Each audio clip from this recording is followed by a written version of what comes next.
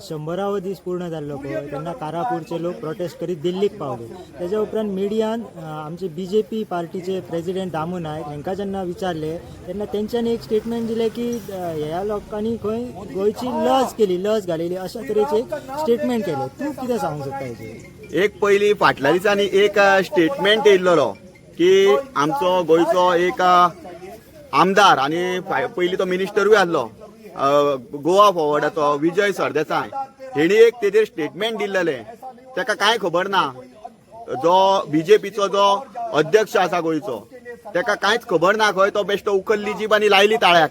आयज तशाच पद्दतीची व्यक्तव्या जे तो स्पीच दिता आनी जी स्टेटमेंटां करता पळय तितून बेजबाबदार स्टेटमेंटां आनी हो कसो तरी त्या पदाचेर पावलो, जो कसो अध्यक्षपद BJPचे घेतले आमकां खबर ना।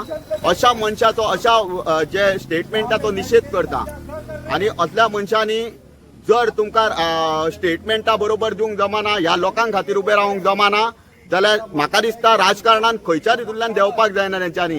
ह्यो अध्यक्ष पदां बीन न्हू, हेंच्यांनी घरा कडेन बसपाचें आनी ही पदां दुसरी खंयची आहा ती म्हणपाची, कोंकणी मराठी खंयची।